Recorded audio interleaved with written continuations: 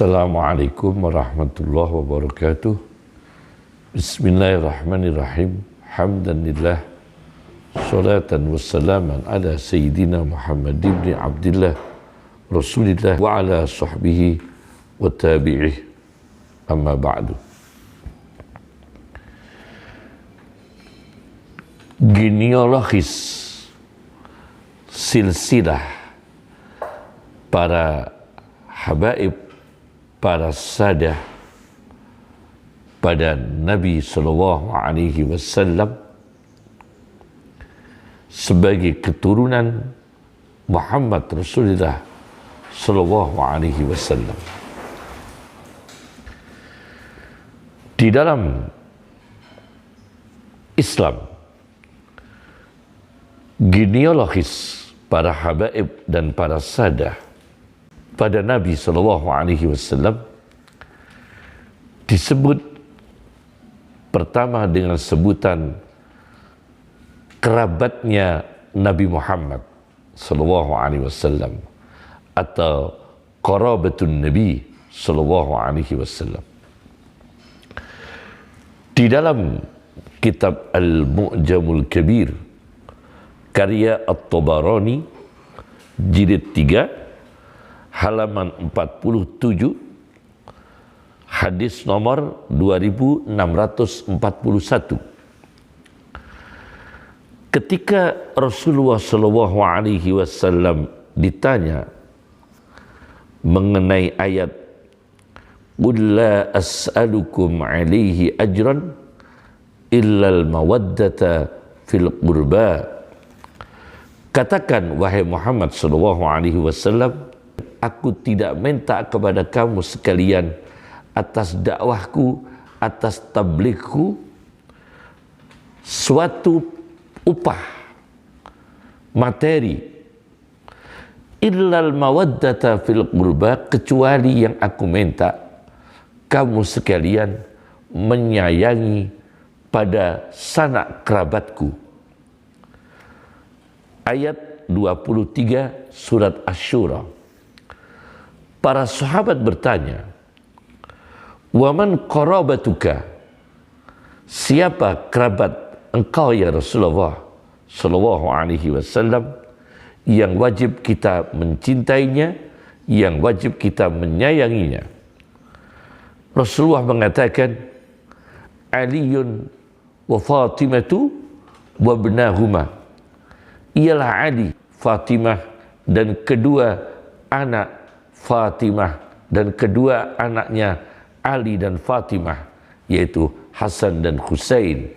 Yakni genealogisnya adalah para habaib, para sadah, ialah keturunan Hasan dan Husain, berujung pada Ali dan Fatimah radhiyallahu anhum, berujung pada Rasulullah sallallahu alaihi wasallam.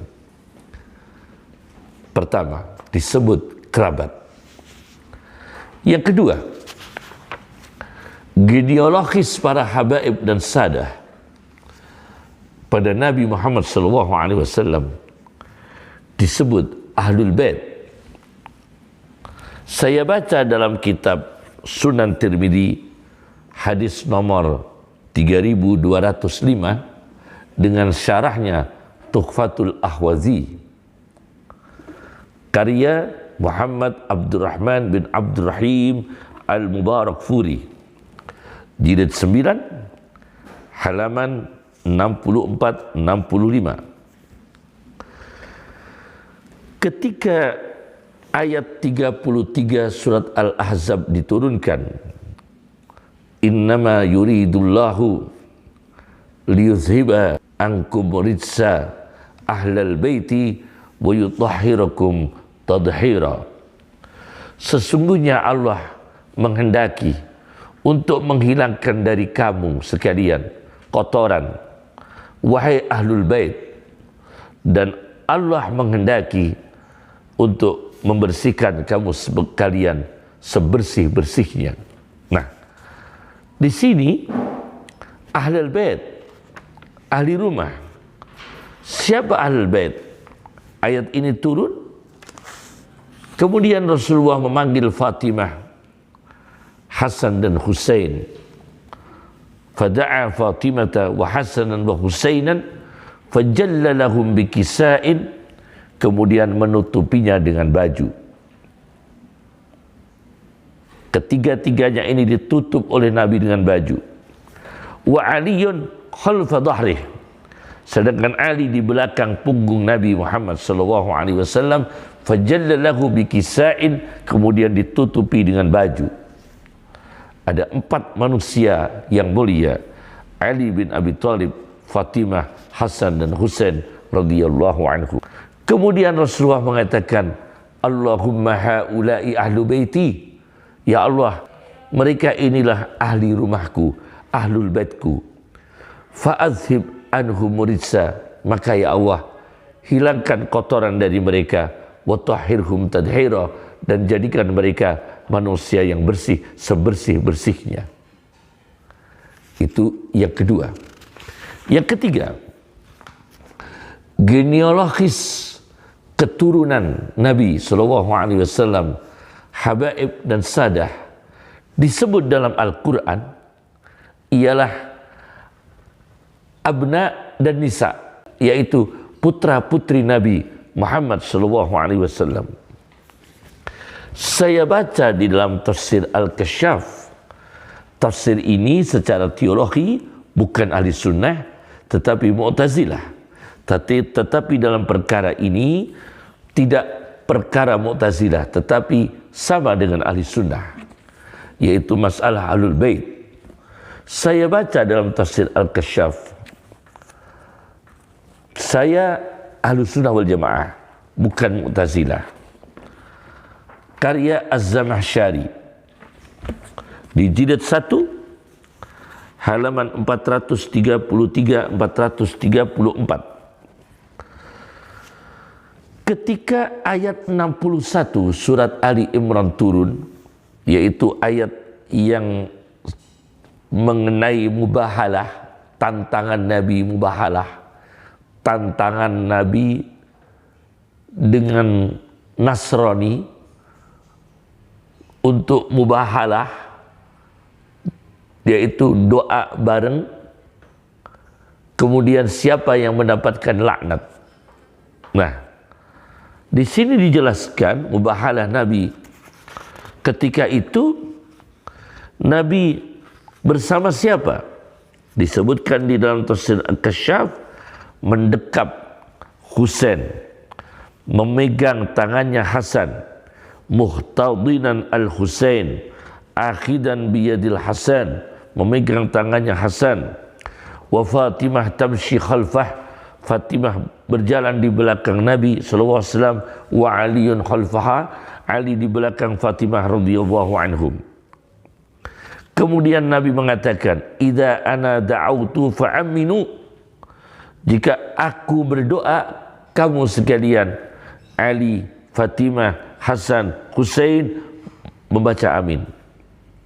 Maka Uskup Najran, tokoh dari Nasrani itu, menyuruh orang-orang Nasrani untuk mengurungkan tantangan mubahalahnya Nabi.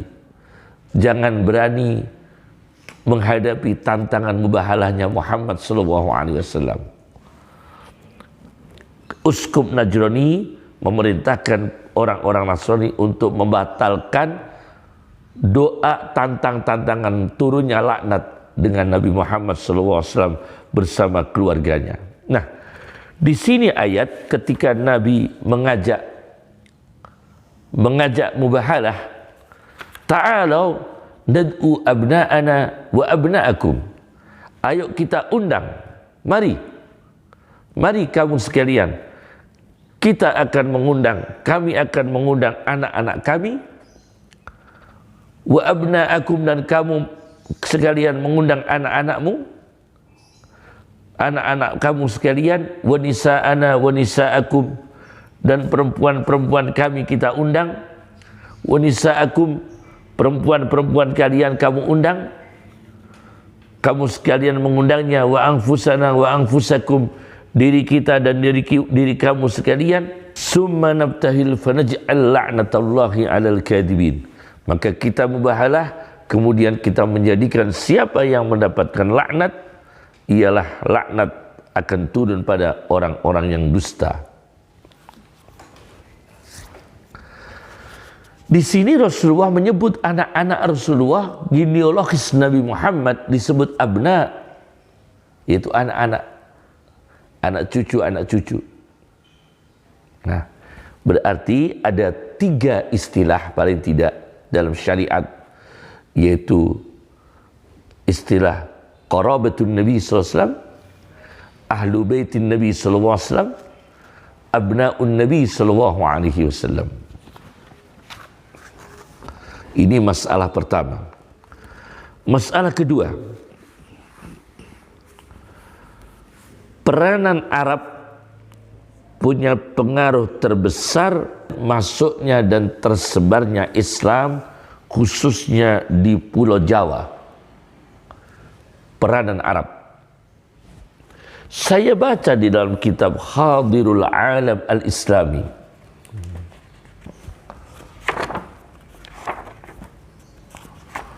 Hadirul Alam Al-Islami dengan salinan bahasa Arab Ajaj Nuwaihid, jilid 1 halaman 349. Dijelaskan di sini, wa kana fannul milakah balighan indal Arab ad-darajatal ulya, bahwa macam berlayar itu keahlian yang luar biasa, derajat tinggi yang dimiliki oleh bangsa Arab. Berlayar mengarungi laut, mengarungi samudra. Disebutkan di sini mereka hobi, punya pengalaman tingkat tinggi dalam mengarungi lautan. Wa yaqta'unal bihar, melewati samudra bimazidil jur'ah wal ikdam, dengan kelebihan keberanian dan kemajuan. Wa kanat lahum khubratun zaidatun bituruqil bahriyah, mereka bangsa Arab punya pengalaman yang lebih mengenai lalu lintas laut. Wal marasi, dan tempat-tempat berlabuh. Wa niqatil khatti wal ikla', dan titik-titik transit dan berhenti. Hatta kana as-suyyah al-urubiyun, sehingga orang-orang Eropa yang merantau, yang melakukan perjalanan-perjalanan perantauan, mengembara, li awwali ahdi dukhulihim ila Asia, ketika awal masuknya orang-orang Eropa ke Asia, muftaqirina ilaihim, membutuhkan belajar pengalaman dari bangsa Arab, khususnya lalu lintas laut dan mengarungi lautan. Wa qad khuliqal arabiyyu tajiran bi fitratihi, fitrahnya bangsa Arab diciptakan oleh Allah keahlian berdagang.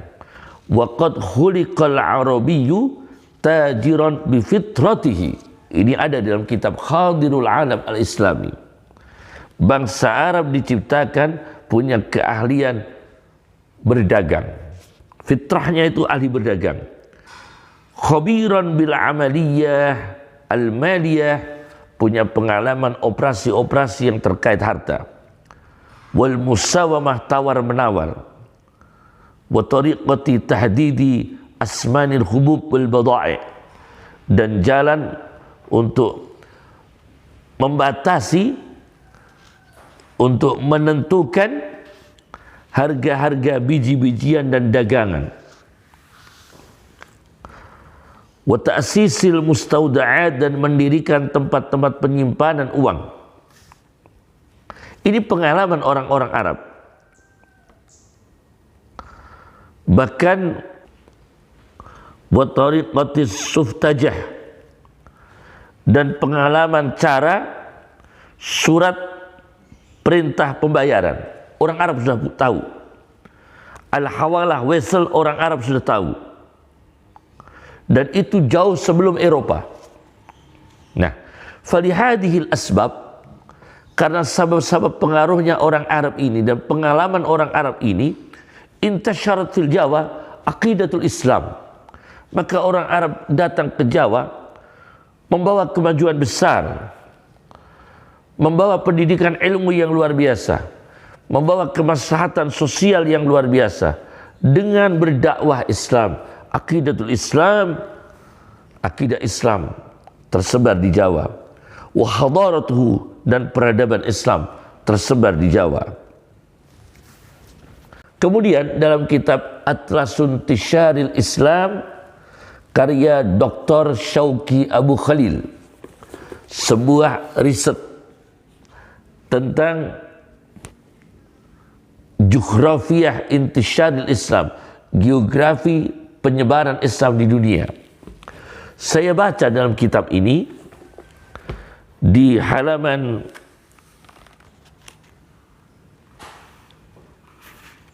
di halaman 174. Wa fi Jawa lam yufradil Islamu fiha biwasaila kharbiyah, bahwa Islam ini masuk ke Jawa pada aslinya, pada sebenarnya ekspansi Islam ke Jawa itu bukan dengan perang, bukan dengan biwasail kharbiyah, melalui perantara perang. Kemudian warafil Islam as-sukan ila mustawan al. Islam datang ke Jawa ini mengangkat penduduk Jawa pada level yang tinggi, minas saqafah, kebudayaan yang tinggi, warruqi, dan peningkatan ilmu pengetahuan, warruqi, dan peningkatan dari berbagai sisi positif. Dan awal yang mencoba memasukkan Islam ke Jawa, yaitu dilakukan yang membawa keberhasilan yang luar biasa, sangat besar, ya, ialah di tangan Maulana Malik Ibrahim, nalat najahan, yaitu masuknya Islam ke Jawa, dakwah Islam ke Jawa mencapai keberhasilan a'zam yang lebih besar, ala yadi syahsin, di tangan seseorang yud'a, yang dipanggil Maulana Malik Ibrahim, alladhi rasa ala sakhiri Jawa asy-syarqi, yang mendarat di tepi pantai Jawa Timur, fi baldati Gresik, di daerah Gresik. Wafat tahun 1419 Masehi. A'dhamu rusul Islam fi Jawa, para pembawa risalah-risalah Islam ke Jawa yang paling besar pengaruhnya adalah putra Rahmat, Raden Rahmat, wa adkhad Ampel makarrul Islam ar-Raisi fi Jawa, dan Ampel menjadi tempat tetapnya Islam yang paling utama, pusat di Jawa. Wa fi mamlakati Belambangan aqsal hudud asy-syarqiyah li Jawa, nasyarul Islamu fiha Maulana Ishaq, dan di kerajaan Belambangan paling ujung Jawa Timur, Islam disebarkan oleh Maulana Ishaq. Nah, ini terkenal. Genealogisnya adalah Raden Rahmat, kemudian putra Raden Rahmat, kemudian Maulana Ishaq. Ini era dakwah masuknya Islam ke Pulau Jawa. Masalah yang kedua, Sekarang masalah ketiga. Kontribusi genealogis Nabi Muhammad SAW, para habaib, para sadah pada Islam dan bangsa dan negara Indonesia yang kita cintai. Sebagai contoh,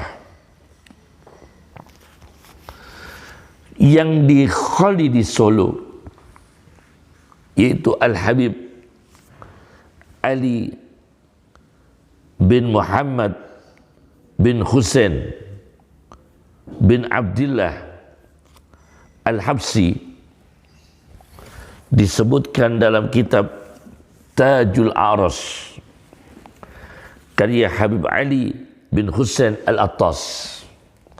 Tajul Aras jilid 2 halaman 158, 100, halaman 156, 159, 165,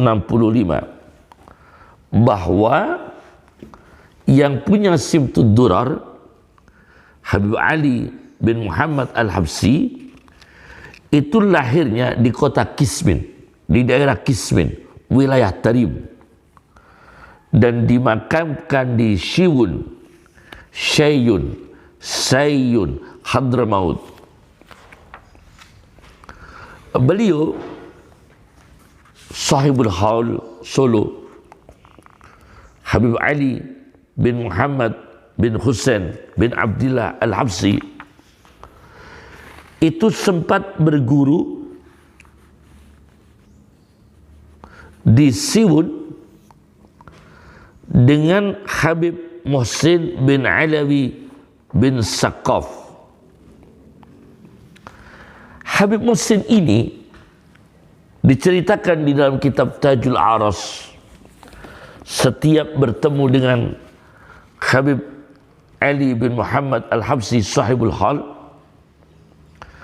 setiap bertemu, refleksnya setiap beliau melihat, gurunya melihat, Habib Muhsin bin Alawi As-Saqaf melihat muridnya sahibul hal Solo, Habib Ali bin Muhammad Al-Habsyi, refleksnya beliau langsung mengatakan, in huwa illa abdun an'amna alaih. Tidak ada lain dia kecuali hamba yang aku memberinya nikmat atas dirinya. Kemudian ayat lagi dibaca, wa nuridu an namunna 'alal ladzina istud'ifu fil ardi wa naj'alahum a'immatan wa naj'alahumul warisin. Dan aku menginginkan memberi anugerah atas mereka yang ditindas, dilemahkan di bumi, dan aku menjadikan mereka yang tertindas, yang dilemahkan menjadi pemimpin-pemimpin, dan aku jadikan mereka yang ditindas, dilemahkan menjadi orang-orang yang mewarisi. Nah, di sini selalu dibaca oleh gurunya setiap bertemu dengan Habib Ali bin Muhammad Al-Habsyi sahibul hal yang punya Simtud Durar.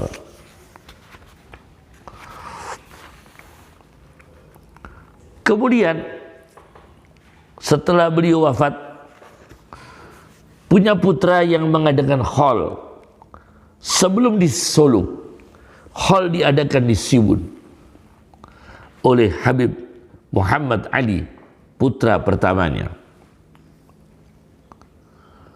Kemudian diikuti oleh saudaranya, yaitu Habib Alawi bin Ali, mengadakan hall Habib Ali bin Muhammad Al-Habsyi.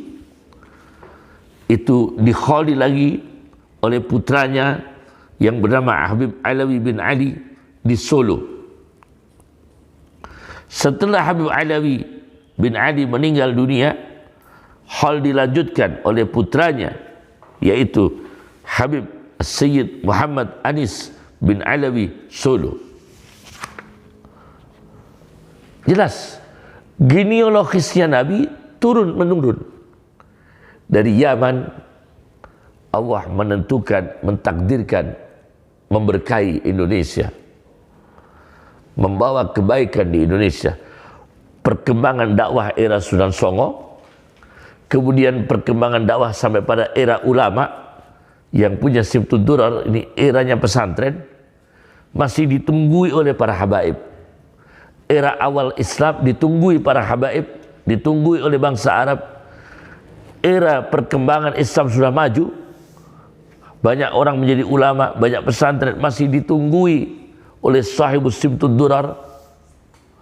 Dengan hadirnya putranya ke Indonesia, dengan ajarnya cucunya Sayyid Muhammad Anis bin Alawi di Indonesia.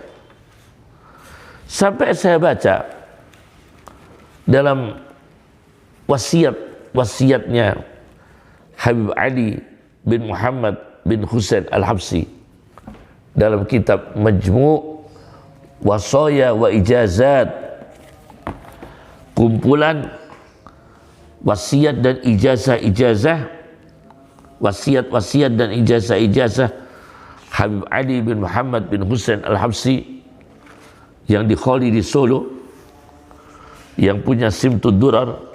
Di dalam halaman 50 beliau memberikan pesan pendidikan etika dan akhlak manusia. Dan ini dibutuhkan oleh dakwah di Indonesia. Beliau memberikan wasiat apa? Yaitu antatakhallaqa bi ahlakil asfiya. Kamu berakhlak dengan akhlaknya orang-orang yang jernih, pilihan Allah. Minas sadah, dari para habaib, daripada sayyid al-a'imah yang memimpin kita. Apa akhlak mereka? Wa wal i'rad anil kaun jumlatan wahidah, yaitu mereka total, bukan fatalistik, yakni total bersandar kepada Allah meskipun dengan usaha di dunia, tapi total menyandarkan kepada Allah. Berhasil dan gagal itu Allah yang menentukan, menang dan kalah Allah yang menentukan. Yang penting menyampaikan kebenaran, mendakwahkan Islam, membawa kemaslahatan untuk bangsa dan negara. Wa ihtimalul ada min kulli muslim, menahan diri, menyabarkan diri meskipun disakiti dari sesama muslim. Waluzumul uzlah, yaitu membiasakan diri menetapi uzlah, mengasingkan diri, tidak bergaul dengan orang-orang fasik dan tidak bergaul dengan mereka yang melakukan hal-hal yang tidak bermanfaat. Wa badlul ma'ruf li ahli la ilaha illallah, dan memberikan apa yang terbaik, apa yang baik kepada ahli la ilaha illallah. Wa irsyadu jahilihim, dan membimbing orang-orang la ilaha illallah yang masih level bodoh supaya dibimbing. Wa nasihatu dhalihim, dan orang-orang yang ahli la ilaha illallah tapi masih ada kesesatan, masih ada penyimpangan, masih ada bid'ahnya, supaya dinasihati. Wal afu an dhalimihim, dan memaafkan dari orang-orang muslim yang ahli la ilaha illallah. Siapa yang zalim di antara mereka, kita berusaha untuk memaafkan. Wa husnul dhanni bihim jami'ihim, dan berprasangka baik pada seluruh sesama umat Islam. Jangan malah dengan orang Islamnya sendiri berprasangka buruk, malah menabrak sesama muslimnya, memusuhi sesama muslimnya, menegakan, memenjarakan sesama muslimnya, menegakan, tidak memaafkan orang-orang sesama muslimnya, sampai di penjara, sampai meninggal di penjara. Tiga-tiganya tidak memaafkan. Wa kadmul ghaidi anhum, dan menahan marah dari sesama muslim ahli la ilaha illallah. Wal mubalaghah asy-syadidah fi kaffil adza anhum, dan sangat-sangat keras untuk mencegah jangan melukai sesama muslim. Umumnya pada seluruh manusia, muslim atau non muslim, tidak boleh kita sakiti, tidak boleh kita aniaya, tidak boleh kita teror, tidak boleh kita berlaku jahat, berlaku radikal, berlaku ekstrim terhadap muslim maupun non muslim. Kata Sahibul Hal, Habib Ali bin Muhammad bin Husain Al-Habsyi, beliau mengatakan maka itulah semua dari akhlak-akhlak yang baik. Dan kalau ini dilakukan, kamu akan mencapai kebahagiaan yang abadi, kalau ini dilakukan, maka akan dicapai sa'adatul abad, kebahagiaan yang abadi. Tunalu manazilul kumal, diperoleh derajat-derajat orang sempurna, min ibadillah as-salihin, dari hamba-hamba Allah yang saleh. Kemudian pendidikan Sahibul Hal Solo di kitab Simtud Durarnya, kitab Simtud Durar yang berwarna hijau,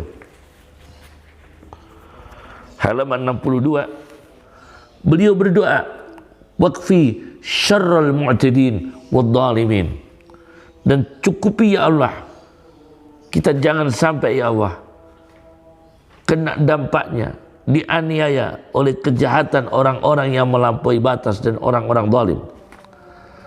Wabsutil adla, dan lapangkan ya Allah keadilan, biwulatil haq, pada penguasa-penguasa yang benar dan penguasa-penguasa yang di jalan yang benar, fi jami'in nawahi wal aqtar, di seluruh arah daerah-daerah, wal aqtar, dan negeri-negeri.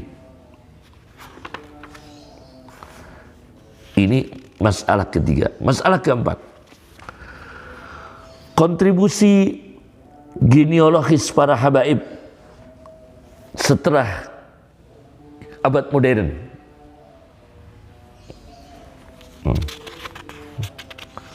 Kontribusi genealogis para habaib, para sadah, khususnya di negara Indonesia.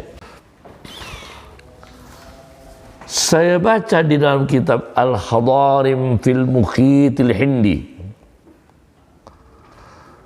yaitu orang-orang Hadramaut di Samudra India, ishamat, kontribusi mereka, fi mujtama', di dalam kemasyarakatan, waqtisad, ekonomi, Janub Syarqi Asia, yaitu selatan Asia Timur. Nah, saya baca ini kitab. Ini kitab diterjemahkan oleh Dr. dengan terjemah Dr. Abdurrahman Al-Kaf, Dr. As-Sayyid Abdurrahman Al-Kaf.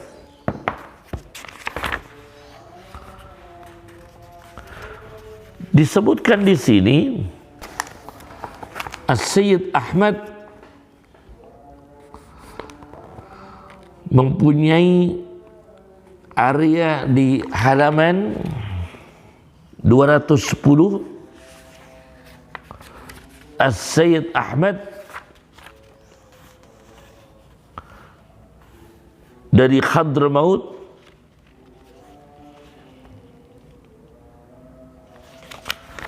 ke Indonesia berhasil dan mempunyai areal tanah yang luas di Jakarta, dan salah satunya adalah putra-putranya As-Sayyid Ahmad adalah Ali, mewarisi tanah yang di Menteng. Wa tumkinu min tausi'atiha, dan luasnya itu sangat mungkin hatta Cikini, sampai daerah Cikini.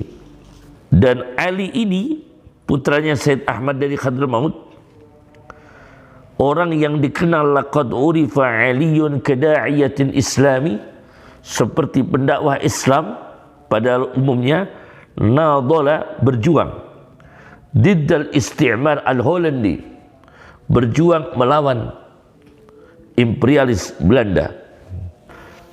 Asalnya ibunya itu meninggal, ibunya Ali ini meninggal, dia masih umur 6 tahun. Maka dia dikirim ke Hadramaut untuk belajar di Hadramaut, membawa tradisi-tradisi Arab ketika itu dan menimba ilmu-ilmu agama dan studi bahasa dan mempelajari pelajaran-pelajaran dari kehidupan yang keras.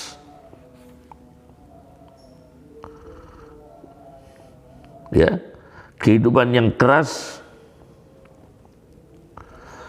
dan kehidupan di padang pasir. Bagaimana bisa senang hidup di padang pasir? Setelah itu dia Ali kembali ke Indonesia umur 17 tahun. Membantu ayahnya bekerja, dikenal dengan Ali Menteng. Jadi ini orang yang kaya raya, yang banyak berkontribusi untuk bangsa dan negara, yang dikenal dengan Habib Ali Menteng. Jelas ya, peranan genealogisnya Sadah Habaib keturunan Nabi Muhammad SAW. Yang terakhir, masalah yang kelima adalah lembaga Rabithah Alawiyah atau dikenal Rabithah Alawiyin, yaitu lembaga organisasi Habaib Indonesia, berdiri 27 Desember 1928. Lembaga riset genealogis keturunan Nabi itu dimiliki oleh Rabithah Alawiyin. Diriset dulu, apakah ini keturunan Nabi, apakah meragukan sebagai keturunan Nabi, itu diteliti dulu oleh lembaga tersebut. Maka lembaga ini bisa dikatakan lembaga yang punya peranan riset genealogis Sadah Habaib, apakah betul-betul keturunan Nabi atau tidak. Jadi memang ada dan besar para Habaib di Indonesia ini, sampai punya lembaga Rabithah Alawiyin. Dan peranan ini sebagai semangat untuk aktualisasi apa yang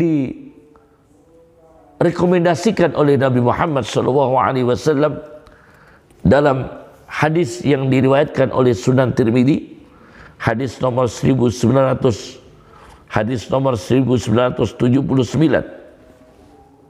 dengan syarahnya Tuhfatul Ahwazi karya Muhammad Abdurrahman bin Abdurrahim Al-Mubarakfuri, jilid 6 halaman 103. Rasulullah SAW bersabda, "Ta'allamu min ansabikum ma tasiluna bihi arhamakum." Studilah kalian, belajarlah kalian, risetlah kalian dari nasab-nasab kalian, genealogis. Nah, selama ini riset yang luar biasa terjaga keakuratannya adalah risetnya para habaib, risetnya para sadah. Itu punya data-data tercatat, terbukukan sesuai dengan rekomendasi Nabi supaya mempelajari nasab. Mata silu nabi arhamakum, dengan studi itu kamu akan menemukan, akan mempelajari dengan apa kamu bisa silaturahmi dengan saudara kalian, dengan kerabat kalian, sesama para habaib, sesama para sadah. Ta'allamu min ansabikum ma tasiluna bihi arhamakum. Jadi kehadiran lembaga Rabithah Alawiyin ini mewakili umat Islam untuk meneliti sebuah riset ilmiah dengan tim yang kredibel dan ahli dalam bidangnya, untuk meneliti mana habaib, mana yang bukan habaib, mana sadah, mana yang bukan sadah.